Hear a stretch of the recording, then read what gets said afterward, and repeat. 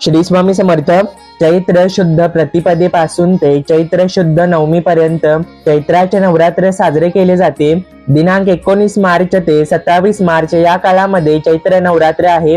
तर या चैत्र नवरात्रामध्ये आदिमाया भगवतीची आपल्या घराच्या कुलस्वामिनीची सेवा कशी करावी, कोणते नियम पाळावेत, त्यासाठी हा व्हिडिओ शेवटपर्यंत नक्की पहा. नमस्कार. ओढ स्वामी सेवेची या माझ्या युट्यूब चॅनेलमध्ये तुम्हा सर्वांचे स्वागत आहे. जर चॅनेलला सबस्क्राईब केला नसाल तर नक्की सबस्क्राईब करा. वर्षभरामध्ये 4 प्रकारच्या मुख्य नवरात्री साजऱ्या केल्या जातात. पहिली नवरात्र म्हणजे चैत्र नवरात्र, जे चैत्र महिन्यात साजरी केली जाते. दुसरी नवरात्र आषाढ महिन्यामध्ये येते. ही नवरात्र गुप्त नवरात्री म्हणून साजरी करतात. तिसरी नवरात्र म्हणजे शारदीय नवरात्र, जी सर्वत्र साजरी केली जाते. आणि चौथे नवरात्र म्हणजे पौष महिन्यात येणारे शाकंभरी नवरात्र. या 4 नवरात्री अत्यंत महत्त्वाच्या असतात. चैत्र म्हणजे मराठी हिंदू नवीन वर्षाला सुरुवात. या चैत्र शुद्ध प्रतिपदेपासून ते चैत्र शुद्ध नवमी पर्यंत आपल्या कुळाचाराप्रमाणे घट बसवले जातात.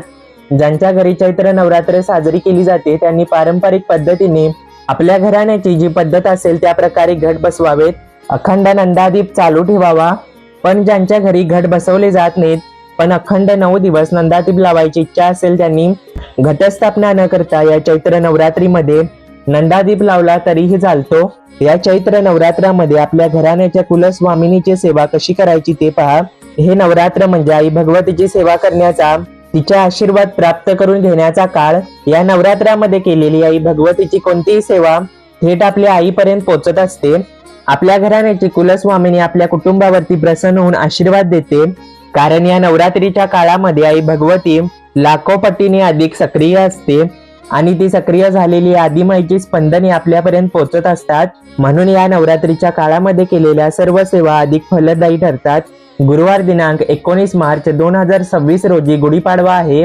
या दिवशी चैत्र शुक्ल प्रतिपदेचा अक्षय असून अमावस्या समाप्ती सकाळी 6:53 होते. त्यानंतर आपण गुढी उभारावी. जी काही व्रतवैकल्ये असतील, नवरात्राची घटस्थापना असेल, ती अमावस्या समाप्तीनंतर करावीत. या नवरात्राच्या काळामध्ये आपल्या कुलदेवीच्या टाकावरती आपल्याला जमेल तसे 1 किंवा 16 वेळा श्री सुक्त म्हणत अभिषेक करावा. या 9 दिवसाच्या काळामध्ये जास्तीत जास्त आपल्या कुलदेवीचा जप करावा. आपल्या घराण्याच्या कुलस्वामिनीचा जप माहित नसेल तर ओम श्री कुलस्वामिनी देवे नमो नमः हा जप करावा. ओम ऐं ह्रीं क्लीं चामुंडाय विचे हा नवार्णव मंत्र जास्तीत जास्त म्हणावा. निदान सकाळ किंवा संध्याकाळ 1 माळ जप करावा. या 9 दिवसाच्या काळामध्ये जर उपवास धरणार असाल तर धरू शकता, धरला नाही तरीही चालतो. आपापल्या परंपरेनुसार उपवास धरावा. या 9 दिवसांच्या काळामध्ये एकट्याने किंवा सर्व कुटुंबियांनी मिळून संकल्पित किंवा संकल्पना करता 9 दिवसामध्ये दुर्गा सप्तशतीचे अधिक पाठ करावेत. ही दुर्गा सप्तशती तुम्ही आपल्याला जी भाषा सोपी जात असेल त्या भाषेमध्ये तुम्ही पारायण करू शकता. जर दुर्गा सप्तशतीचे पाठ करायला जमत नसेल तर त्याला पर्याय म्हणून श्री सिद्ध कुंजिका स्तोत्राचे दिवसभरामध्ये 9 पाठ केल्यास एक दुर्गा सप्तशती पाठ केल्याचे पुण्य आपल्याला मिळते. सिद्ध कुंजिका स्तोत्र वाचल्याने दुर्गा सप्तशती पाठाचे फळ मिळत असते. महाकाली, महालक्ष्मी आणि महासरस्वती या त्रिगुणात्मक स्वरूपाची कुलदेवी आपल्या घराण्यात असते. त्यामुळे अखंड लक्ष्मीची कृपा राहण्यासाठी या नवरात्रामध्ये जास्तीत जास्त श्री सुक्ताचे पाठ करावेत. दिवसभरामध्ये 16 वेळा श्री सुक्त किंवा आपल्याला जमेल तेवढ्या वेळा वाचू शकता. फलश्रुती नवमीच्या दिवशी वाचली तरी चालते. त्यानंतर श्रीयंत्रावरती किंवा आपल्या कुलदेवीच्या टाकावरती, टाक नसेल तर फोटोवरती कुंकुमार्चन करावे. कुंकुमार्चन करत असताना श्री सुक्त, नवार्णव मंत्र, आपल्या कुलदेवीचा मंत्र म्हणत तुम्ही हे कुंकुमार्चन करू शकता. रोज न चुकता 1 माळ गायत्री मंत्र म्हणावा. या सेवांबरोबरच आपली नित्यसेवा चुकवू नये. नित्यसेवा म्हणजे स्वामी चरित्र सारामृताचे क्रमाने रोज 3 अध्याय आणि 11 माळी श्री स्वामी समर्थ जप होय. या 9 दिवसाच्या काळामध्ये ललिता सहस्त्र नाम पठण करावे. शक्य असेल तर गायत्री सहस्त्र नाम ही म्हणू शकता. तसेच दुर्गा चालीसा, दुर्गा स्तोत्र, महाकाली स्तोत्र म्हणावे. या 9 दिवसाच्या काळामध्ये जेवढी आपल्याला आई भगवतीची सेवा करायला जमेल तेवढी सेवा करावी. या नवरात्री काळामध्ये आपण हवन देखील करू शकता.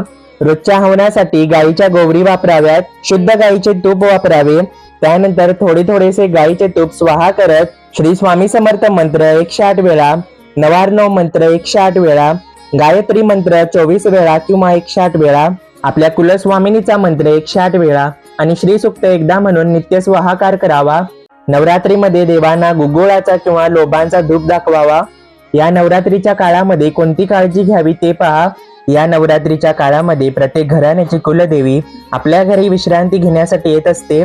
त्यामुळे घराची रोज साफसफाई ठेवावी. रोज पाण्यामध्ये गोमूत्र टाकून फरशी स्वच्छ पुसून घ्यावी. आपली कुलस्वामिनी आपल्या घरी विसाव्याला येत असल्यामुळे घरात शांतता ठेवावी. घरात आदळापट करू नये.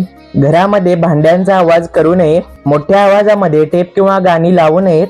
घरातील वादविवाद कटकटी टाळाव्यात.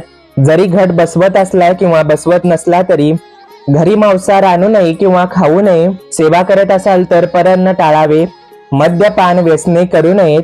सात्विक आहार ग्रहण करावा. शक्य होईल तेवढी आई भगवतीची सेवा करावी. आचरण शुद्ध व पवित्र ठेवावे. या काळामध्ये तसेच कायमही चांगले ऐकावे, चांगली बोलावे, वाणी शुद्ध ठेवावी. गरजू व्यक्तींना दान धर्म करावा. कोणाला नावे ठेवू नयेत. निंदा नालस्ती करू नये. कोणाविषयी मनात राग द्वेष धरू नये. या 9 दिवसाच्या काळामध्ये शरीराने आणि मनाने ब्रह्मचर्याचे काटेकोर पालन करावे. अष्टमीला कन्यापूजन आणि नवमीला सुवासिनी भोजन करू शकता. अशा प्रकारे ही चैत्र नवरात्राची आपल्या कुलस्वामिनीची सेवा करावी. तर ही चैत्र नवरात्राची माहिती तुम्हाला कशी वाटली ते कमेंट करून नक्की सांगा. जर हा व्हिडिओ आवडला तर लाईक करा, शेअर करा, सबस्क्राईब करा. श्री स्वामी समर्थ.